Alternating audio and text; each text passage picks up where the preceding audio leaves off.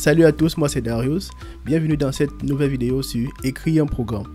Aujourd'hui nous allons plonger dans les nouveautés de .NET 9, une mise à jour riche en fonctionnalités qui simplifie la vie des développeurs tout en améliorant la performance. Si vous êtes prêts, on démarre tout de suite.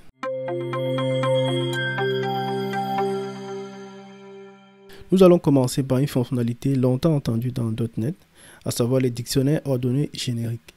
Depuis le début de .NET, il existait une collection nommée Ordered Dictionary qui permettait de combiner deux besoins essentiels, à savoir maintenir l'ordre d'insertion des éléments comme dans une liste et fournir un accès rapide clé-valeur comme dans un dictionnaire. Cependant, cette implémentation avait une limite majeure, c'est que elle n'était pas générique. Ceci signifie que les clés et les valeurs étaient typées en tant qu'objets.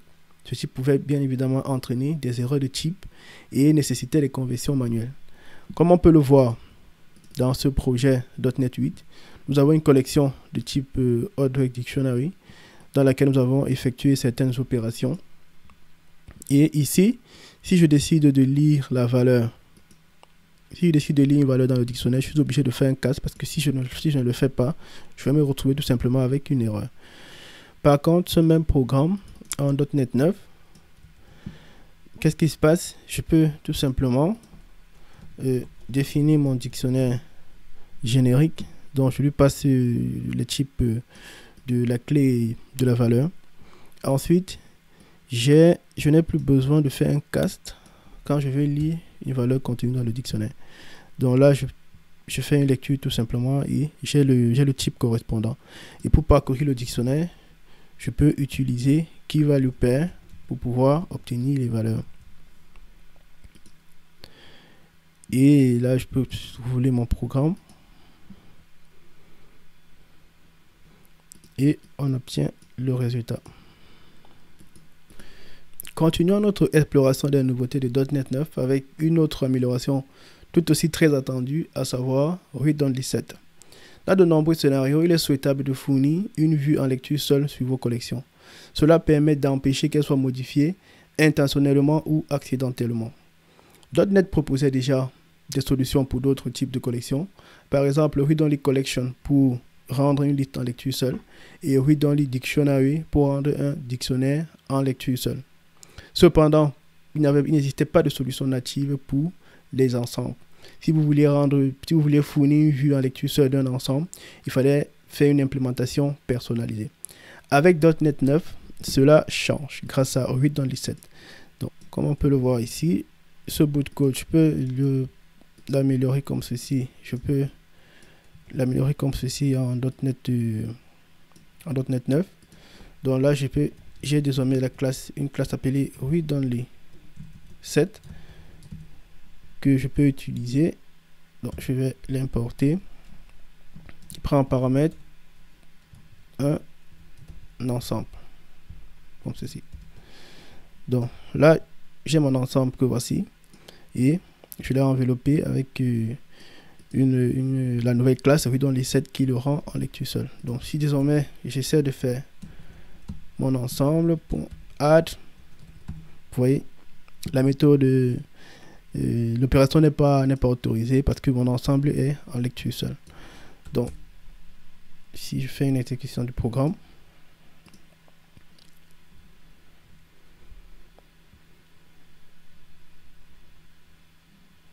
nous avons bel et bien les résultats. Pratique, n'est-ce pas? Nous allons continuer avec deux nouvelles méthodes introduites dans .NET 9, à savoir CountBy et AggregateBy. Ces méthodes apportent une façon simple et performante d'agréger des données par clé, tout en évitant certaines limitations des approches précédentes, notamment l'utilisation de group-by. Avec CountBy, on peut compter le nombre d'occurrences pour chaque clé, et avec AggregateBy, on peut effectuer des opérations d'agrégation sur des ensembles de données sans passer par des structures intermédiaires. Comme on va le voir dans notre exemple, on a un exemple ici pour l'utilisation de CountBy.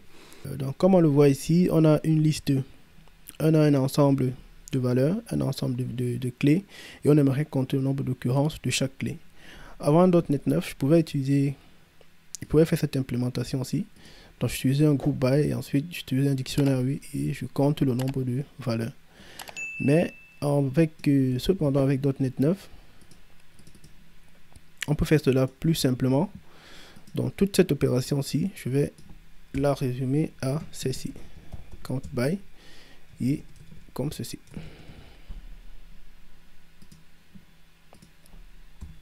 On obtient tout à fait le même résultat. Je vais exécuter le programme.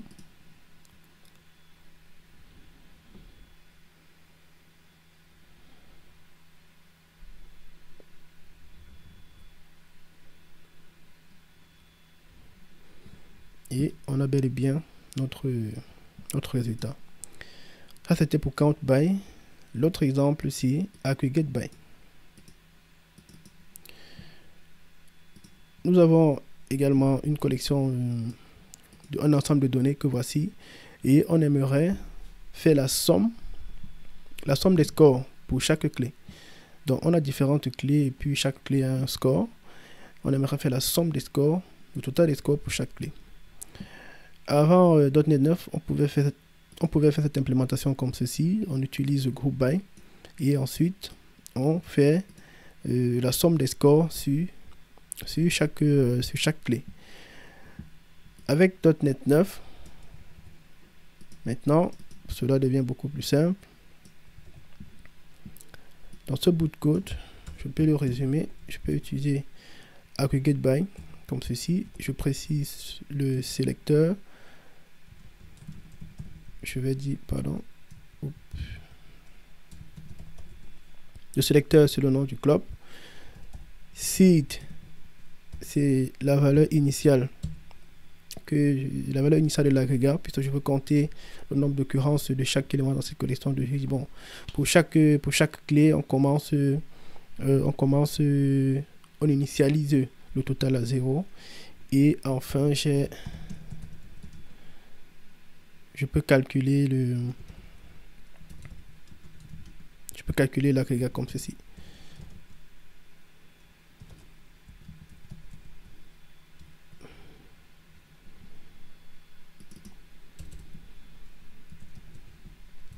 C'est ça. Donc, je précise le sélecteur ici. Le seed, j'initialise la valeur.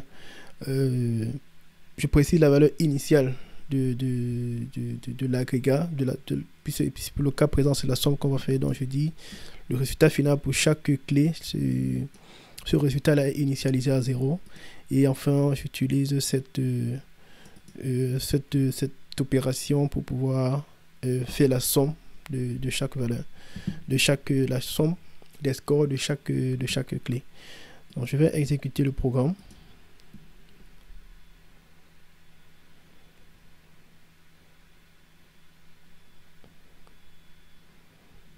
Vous voyez, on a les différentes valeurs. On a par exemple Aigle Royal qui a 42 plus 10 fait 52, ainsi de suite.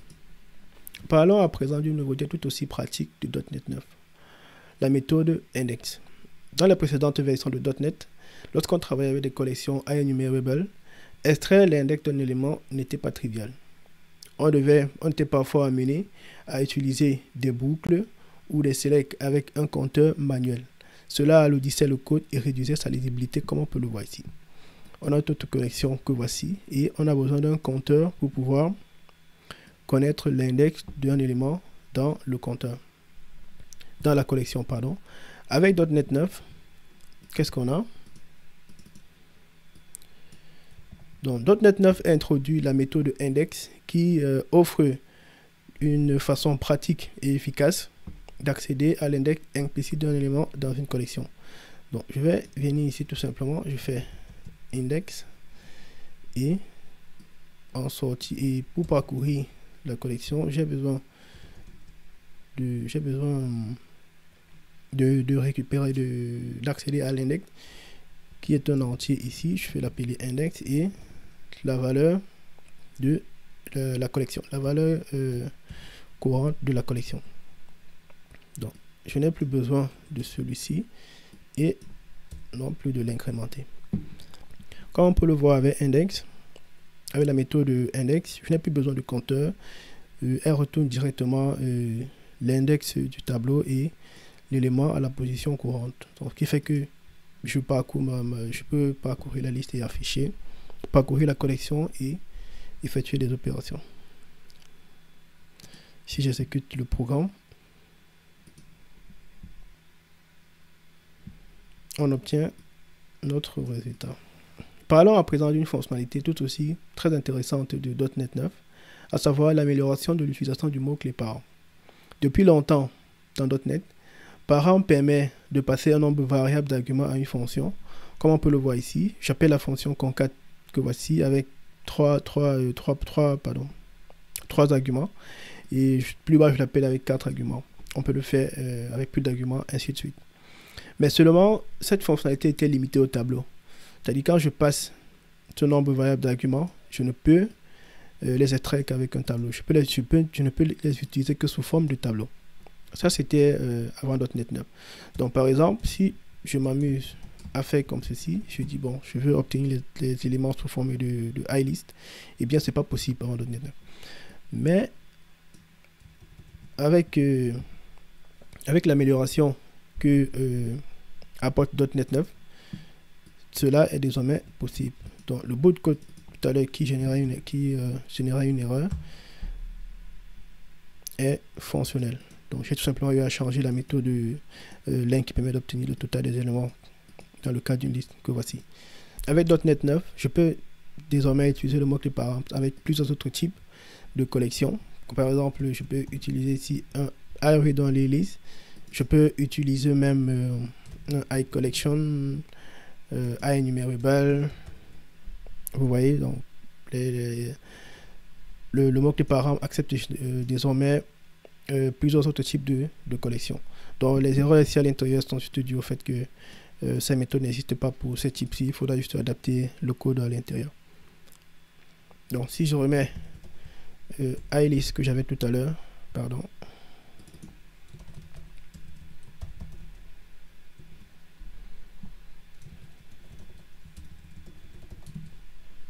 Eh bien, mon code est fonctionnel. Je peux l'exécuter. Vous voyez, on obtient le résultat escompté. Bonjour à tous, je suis un développeur. Et voilà, c'est tout pour ce tour des nouveautés de .NET 9. J'espère que ces fonctionnalités vous inspireront dans vos développements futurs.